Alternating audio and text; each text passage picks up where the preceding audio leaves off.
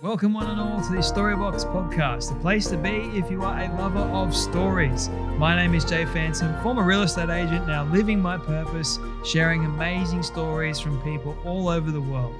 I'm grateful that you're here today. Now let's journey into the Storybox together and hear more about whose story will be unboxed today.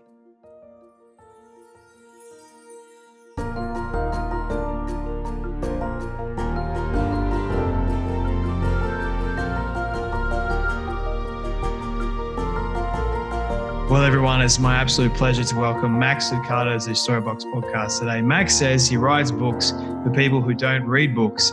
Even so, his best-selling books have sold over 120 million copies across 54 languages worldwide, which is absolutely incredible. Every trade book Max has written during the last 30 years began as a sermon series for his home church, Oak Hills Church in San Antonio, Texas. Max presses every word of his sermons through the series, through Sieve.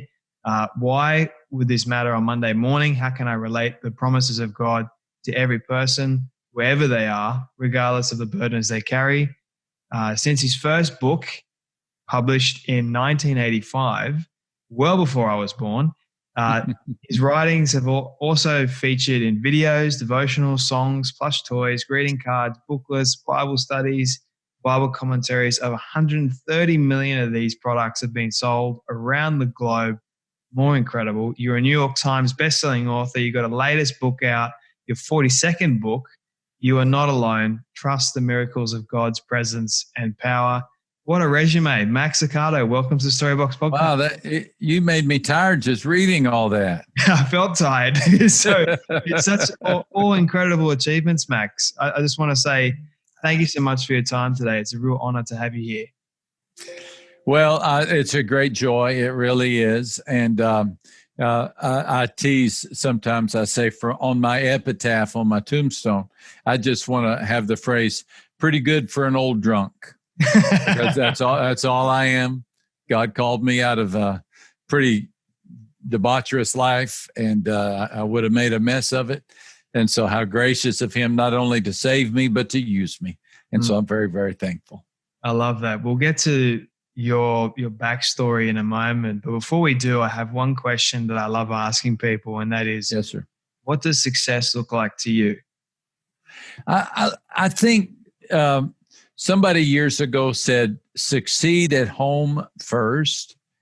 And I like that phrase, succeed at home first. So success to me is, am I providing for and protecting my family, and do they feel safe with me? Do they feel safe? Am I a good father, good husband, good father-in-law, a good granddad? And so I think that's a great question you're asking. And for me, success is measured at home first. I'm curious, Max. When did you come up with this idea of success? Was it when you heard that saying that you sort of realized this is success for me, or has it been sort of this gradual thing over time in your life? Well, that's a great question. So my wife and I married and moved to Brazil within the first year of our marriage. I was a missionary. We were missionaries in Brazil.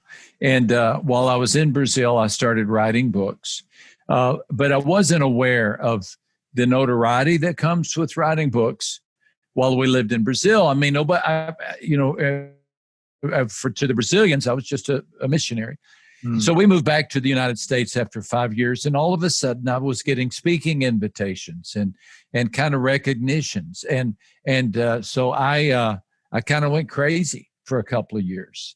I would say yes to every speaking invitation, and I was my head was getting too big. I was getting too important in my own eyes. And my wife, meanwhile, we had our third child. So we had at one time had a 5-year-old, a 3-year-old, and one in diapers. So I'm out gallivanting around the world, letting everybody think I'm important. And my wife, bless her heart, is at home taking care of the kids. And then when I'm home, I'm a pastor at a church, so I'm not home much. Well, my wife just hit the wall. She hit the wall. She hit depression, and it sucked her under for a period of time.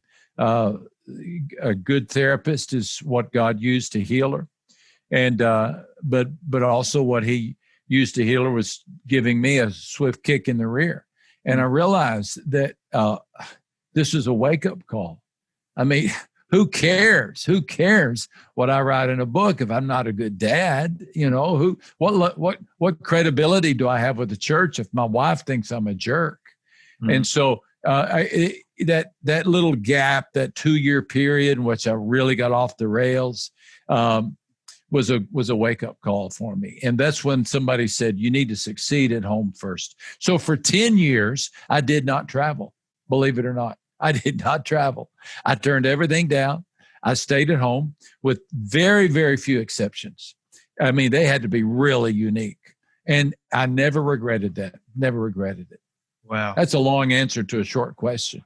No. I love that. Honestly, like that is such a powerful story that you shared. I appreciate that. And I'm curious, Max, why did you decide to write books in the first place? Well, I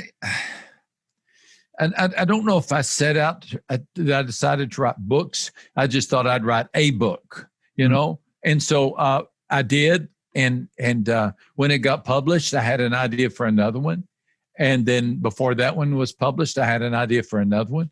And I realized that, oh, okay, I think this is a call. This is a call on my life. And so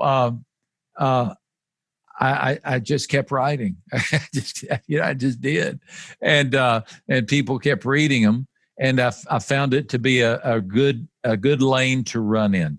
I don't do a lot of things well. I really don't. I mean, your introduction was so gracious, but there's so much I don't get in the life, you know. And but I do get how a book comes together. I understand the importance of editing, the craft of writing, and so I think I get that. And so I think I'll just keep working on that, and as long as God gives me ideas. I think it's incredible that you've been able to sell over 120 million copies of your books over the years. And what I'm curious about, Dan, is have you ever struggled with writer's block or not being able to write something? Not yet. I've heard of people who have. I think it helps me that I'm a pastor. And so I'm crafting sermons. Like right now, I'm preaching at our church a series of messages on the book of Esther, the Old Testament book of Esther. And I can see that coming together as a book. And so I get the chance to test things.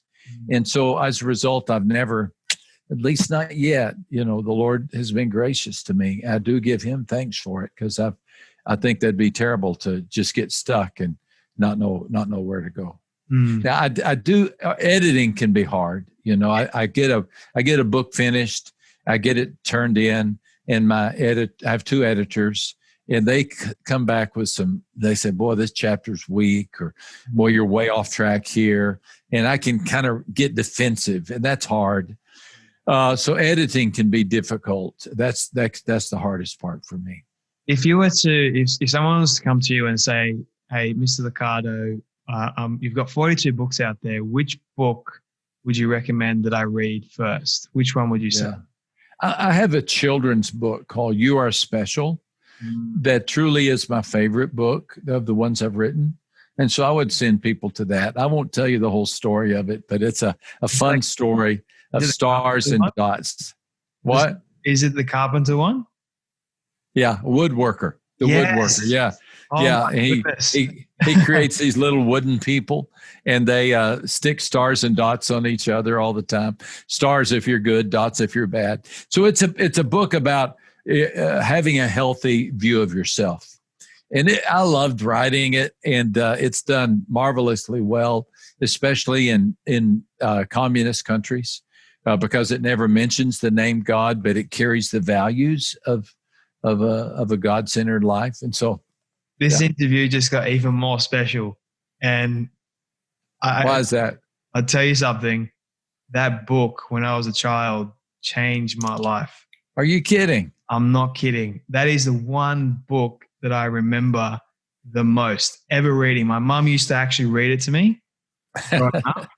And Oh, I can't begin to tell you the impact that that book has had on my life, Max. I'm so happy to hear that. I had no idea that you actually wrote it, and I get to speak to you.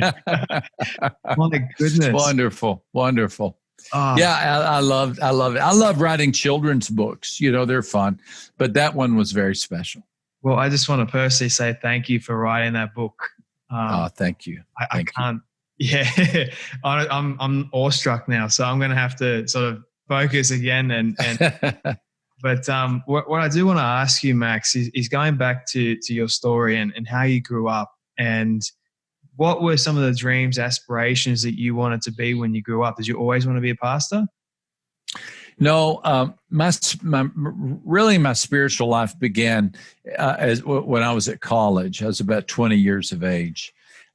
So prior to that, didn't have a lot of direction, and like I mentioned, I got into heavy drinking. I never got into drugs, but I was a very heavy drinker, and very immoral and irresponsible in the way I was leading my life. I guess had you pressed me, what are you going to do someday? I've always been able to kind of talk. And so I thought, well, I'll sell something. Maybe I'll sell insurance, or I don't know what I would have done. I really had no clue. I had no clue. And so I don't have I hear people say, boy, when I was 7 years old, I knew I was going to be a doctor. And from then on, none of that happened to me. So how did you come to know God? What was your Well, thank you for these good questions. I did grow up in a spiritual home. My dad was a good man. He's been gone 30 years. I still miss him. And he took us to church, and I was baptized as a young boy, as a 10-year-old. When I was in my teens, 14, 15, all the way up through about 20 years of age, I just ran with a bad crowd. Also, we have a streak of alcoholism in our family. Many of my father's from a family of 9 siblings, and so many of them battled alcoholism. My brother battled alcoholism. So I think we just have a proclivity. And so from the minute I can still tell you the night I drank my first beer and what it did to me. It just activated something inside of me. So I became, every night drinking and every night partying. I did okay in school, and I could hide it. I could hide it pretty well, but I knew I was in trouble. And because the people I hung out with their lives were just in shambles. I mean, nobody was making a living. Nobody was treating each other with respect. We were getting in fights all the time. So, brawler, a cowboy. At the age of 20, my good friend, a guy who's still my dear friend, invited me to start going back to church, and I did. And it took me a few months, but finally, the pastor preached a sermon on the forgiveness of God, and I thought, if God can forgive me, then my hat is in the ring. Mm-hmm. And so I made a recommitment to Christ, and that's really where it began. I was a college sophomore at the time. Wow. It's an incredible story, because I especially love God's forgiveness and what that actually is, because in truth, He's forgiven us all, but we need to receive. He has, hasn't He? We have to accept it. We have to accept it. Yeah. I'm curious, Max, with the short amount of time that we have left, I do have a couple more questions for you. I've always wanted to ask you this. What has been the worst piece of advice you've ever received? What a good question. You are so creative. Thank you. I didn't expect that question. Yeah. The worst piece of advice. Yeah. Get what you can and can what you get. That's an old saying. I'm not sure if it's too colloquial to Texas, but just to get what you can, save it up, earn it, get as much as you can, then just can it, and really build your life on stuff. Yeah, that was not good advice a guy gave me. Wow. I love asking people that question. I bet you get all kinds of answers, don't you? Yeah, and most of the time it sort of stumps people because people usually ask, "What's the best piece of it?" Yeah, I wasn't expecting that. And I'm always curious about the worst because if I can know about the worst, then I won't do that. What about you? What's the worst piece of advice you ever got? Worst piece of advice that I ever got was stop doing what you love. Oh, yeah. And that was when I was 14. I remember it like it was yesterday. Yeah. And following that, it came with that I'll never amount to anything. Oh. So I just, it wasn't I'm sorry somebody said that to you. No, I sort of used it as fuel. Okay. I made my choice to make something of myself. and one of the reasons why I do what I do today is so I can help people. Good for you. That they can know that they are worth something too. You know? Yeah. This question, Max, is might be another hard one, but we'll see how we go. If you could ask a question to anyone alive or dead, who would it be, why, and what question would you ask them?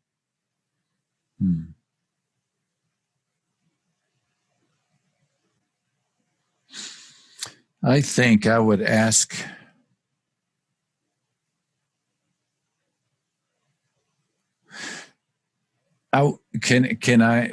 is Jesus an acceptable answer, or does it have to be yeah? Of course he is. I have a lot of questions. I'd like to ask him, could you describe the moment that you became flesh? Oh. The moment you became flesh, because he went from never not being, no restrictions, no boundaries, to he became a seed within a Mary's womb, the size of a freckle, and what was that like? What was that like? And what preempted, what led up to that decision? And did you just say, okay, it's time? That's what I'd like. And I think we'll have that opportunity when we meet him, or maybe we'll just know. Maybe we'll just suddenly know. But to describe that moment, what a question! That would be, yeah. They got my brain thinking now. Yeah, that is such a good question. Okay, if you could ask for a miracle in your life right now, Max, what would it be? Yeah. I think that's a great question. I think a revival would be wonderful. I've read about global revivals. Maybe you have as well. There was a revival in the early 1800s in the United States that even the cynical historians say led to the discontinuation of slavery and to the women's suffrage movement.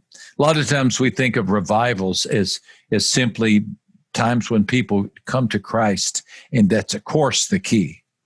But that creates these societal waves. There are these movements that come out of revivals that can really impact a culture. I think our world is so tired right now. I read an article just today that we're all suffering from disaster fatigue. It's just like every time you turn on the news, there's another disaster.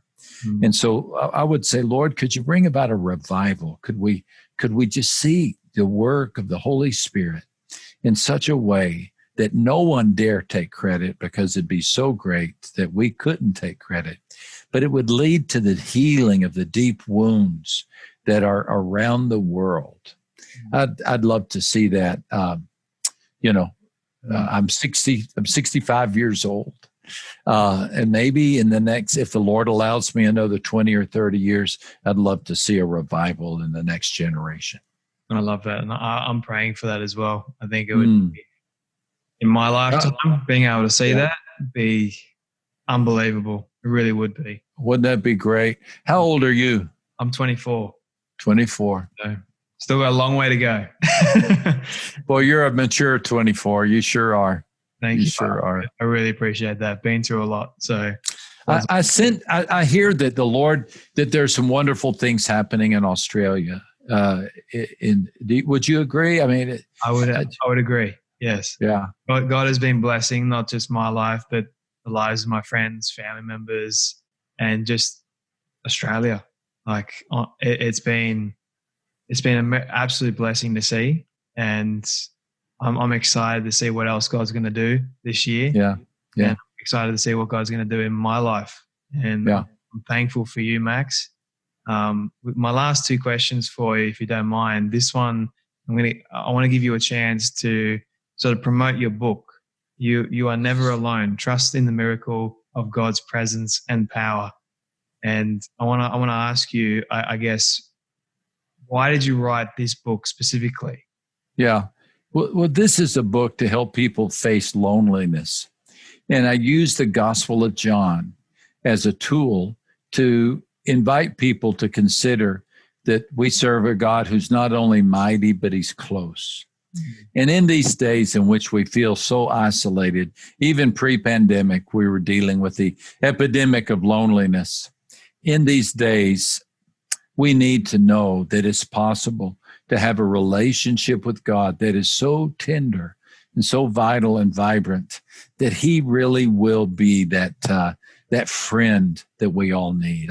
I pray that all your listeners have lots of friends, but not everybody does. And sometimes God can use a season of loneliness to introduce us to himself as the perfect friend. I love that. And I've actually been able to read the first couple of chapters of the book. And I can personally say that this book will change your life. Pick it up and read it. May it be so. Like The Carpenter, You Are Special. This one is all your books, Max, all your books that I've been able to read. They change lives. So thank you so much for that. My last question for you, this is my legacy question that I ask people always at the end. One of my all-time favorite questions. You've been able to reach the age of 100 and your friends have put together a film for you of everything you've ever said and everything you've ever done. Then ask me how they got it all, but they just did. And they've shown it to you on your 100th birthday. What do you want that film to say and to show about your life? I'd like the title to be Pretty Good for an Old Drunk. And I would want it to include that moment when I was 20 years old, in which I walked down the aisle of the church and I knelt at the altar. I think that's powerful. That's it. Well, Max, it's been an absolute honor. Boy, it went fast. I'm sorry that it went so fast. Maybe we can do it again sometime. I wish I had more time because I've got so many more questions for you. Could dive so much deeper into different topics. Yeah. But I'm grateful for your time. Definitely have to do it again. Thank you. Sometime soon. God bless you, my friend. God bless you too, Max. Thank you so much. We'll do it again soon. Looking forward. Bye-bye. Be blessed.